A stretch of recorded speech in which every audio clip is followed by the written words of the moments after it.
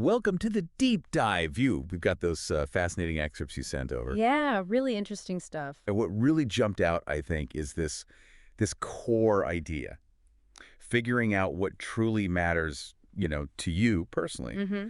And then also these sneaky ways our own ego can just, well, completely throw a wrench in the Or works. absolutely derail the whole thing. So this deep dive is really about trying to get that clarity right Mm, and maybe dodge some of those self-sabotaging traps. exactly. And a perfect illustration, like we were talking about from your sources, is looking at Ulysses S. Grant and William Tecumseh Sherman. Right. Two huge figures. Huge. I mean, think about it. After the Civil War, these guys had immense freedom, almost like a blank canvas for their future. Total freedom. And the choices they made right then, wow, they really speak volumes, don't they? They really do. It sets the stage. It's quite striking when you look at it. You've got Sherman who, well, by all accounts, seemed pretty content, maybe even eager to step away from the political spotlight. Yeah, he famously said something like, I have all the rank I want. Right. Exactly. Right. And then you have Grant, a military genius, no question. Absolutely. But ironically, part of his success as a general was because he didn't really play those political games. Right. He operated outside of that. And then, boom, he dives headfirst into the presidency. Mm-hmm. And as your sources detail, that decision, well, it led to a presidency kind of mired in corruption and frankly seen as pretty ineffective.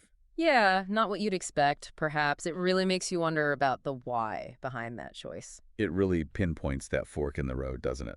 Definitely. Both men had earned this incredible respect. They could have done so many things. Anything, probably. Sherman seemed to, align his post-war life with what felt right for him personally, contentment. Yeah. Whereas Grant, even though he maybe didn't have the prior interest or even the political skill set, he was drawn to the power, the prestige of the White House. Was it duty? Or maybe that desire for more? Yeah. Or something else? It's Yeah. hard to say for sure. It is. And the story doesn't stop there with the presidency, does it? No, not at all. We see in these excerpts how Grant later faced pretty significant financial trouble, some really dodgy investments. Right. That whole business with Ferdinand Ward, like a Bernie Madoff of his time, basically. Yeah, a real Ponzi scheme. And Sherman even observed, kind of sadly, that Grant had aimed to rival the millionaires. Mm-hmm. Despite everything he'd already achieved. Monumental military success. It just begs that question. Yeah.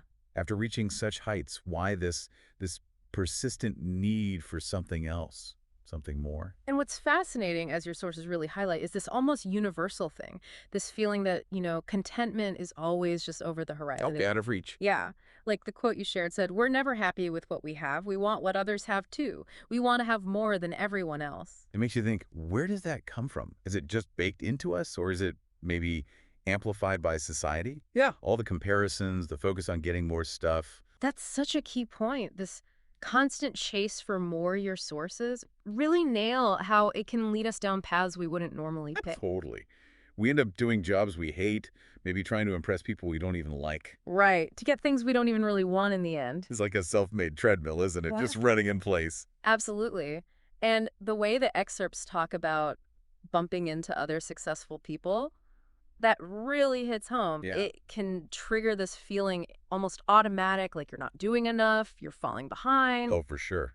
Pushes you into a race you didn't even sign up for. Exactly. A race without a clear finish line, just reacting to what you think others are achieving. Yeah. Like constantly looking over your shoulder instead of at your own path. It reminds me of that gift of the Magi idea that Yeah. popped up in the reading. Yeah. You sacrifice everything for something that, well, it doesn't actually bring the satisfaction you thought it would. Precisely. Which leads to a really critical question for you, the listener. Who are you actually competing with and why? Do you even know? Do you have your own definition of success, your own values clearly mapped out? And that's where this concept of euthymia, which Seneca talks about in the material you sent, is just so relevant. Euthymia. Okay, tell me more. It's basically cultivating this inner sense of your own path, your own way, and sticking to it without getting constantly pulled off course by what others are doing or saying. So not getting distracted by external validation. Exactly. Seneca and the Stoics saw it not just as, feeling calm, but as actively living according to your own principles, aligning your actions with your core values. Running your own race. That's it. Running your own race, not trying to win someone else's. It translates often as tranquility, but it's an active kind of tranquility. Okay, so it's about consciously deciding what's genuinely important to you. And then, maybe the harder part, having the discipline to let go of the rest. Right, because as the text points out, without that inner compass, even big outward success can feel hollow, empty. And that really applies to money, doesn't it? Well, Financial goals. If you haven't defined what enough actually looks like for you. the default just becomes more, always more. Yeah. Yeah. And that can pull energy and focus away from things that might actually matter more in the long run. Yeah. Your calling, your family, whatever it is. There is that quote from Joan O'Leary in your notes about how insecurity plus ambition makes it impossible to say no. That captures it perfectly. Yeah, that was good. Because ego hates trade-offs, right? It tells you, you can have it all, you deserve it all. Which leads to taking on too much, making choices that might seem good in the moment but are ultimately disastrous. Yeah, potentially. Like Captain Ahab chasing Moby Dick, so fixated on the whale he was blind to the cost to himself, his crew, everything. It really forces each of us to ask that fundamental question. Why do you do what you do? Is it money? Security? Family? Impact? What's the core driver? Because understanding that is key. Absolutely crucial. It lets you make the necessary trade-offs consciously. Choosing between the demanding career and family time, for example, like the opera singer versus the teen pop idol analogy in the notes. Very different paths, different trade-offs. And maybe most importantly, it gives you the power to say no. Yeah. Confidently say no to things that, honestly, are just distractions from your true north. Yeah. Which actually leads us to think about a darker side of this, which your sources also brought up. Okay. The dangers that can sometimes come with success itself. Things like entitlement, needing too much control, even paranoia. Ah, right. That anecdote about Xerxes punishing the river. Yes. Which was in one of those historical top you shared. It sounds completely nuts to us now, right? Totally bonkers. But it's such a powerful, if extreme, example of how success can warp your perspective, your sense of reality. Herodotus called it presumptuous. There was also something about him writing a letter to a mountain. Yeah, it's wild. But the text suggests this isn't just ancient history stuff, right? Not at all. The very things that often fuel success initially, that incredible willpower, ignoring doubters, taking big risks. Yeah, the stuff that gets you there. Exactly. If that stuff goes unchecked, if it's not balanced with some self-awareness, some humility, it can actually curdle into these really negative, self-defeating traits. Like the Ty Warner example with the Beanie Babies. Perfect example, yeah, mentioned in one of the articles, his, total overconfidence, that quote. I could put the Ty Hard on manure and they'd buy it. That's the one. That kind of thinking ultimately blinded him, didn't it? Contributed to the company's decline, his own troubles later on. It shows how certainty can become, dangerous arrogance. It's that classic slippery slope idea, isn't it? Totally. Healthy ambition becomes unchecked hubris. A natural instinct to lead becomes this suffocating need for absolute control over everything. And wanting to prove people wrong morphs into actual paranoia, seeing enemies everywhere. It can happen. And look, the pressure that comes with success is real. More responsibility, more stress. That's legitimate. But the danger is letting those feelings twist how you see people, leading to negative, often unfair judgments about those around you. That story about Arthur Lee and Benjamin Franklin's unsent letter, that was fascinating. Wasn't it? Franklin saw it so clearly how unchecked anger and suspicion could be warning signs of, losing your grip. And you see echoes of that even today, like the Nixon tapes mentioned in the material. Oh, definitely. You hear that weird mix, supreme confidence one minute, then deep fear and suspicion the next, rejecting any advice that doesn't fit the narrative, living in a bubble. And General Winfield Scott's comment about Jefferson Davis. Pretty brutal. Brutal, but pointed.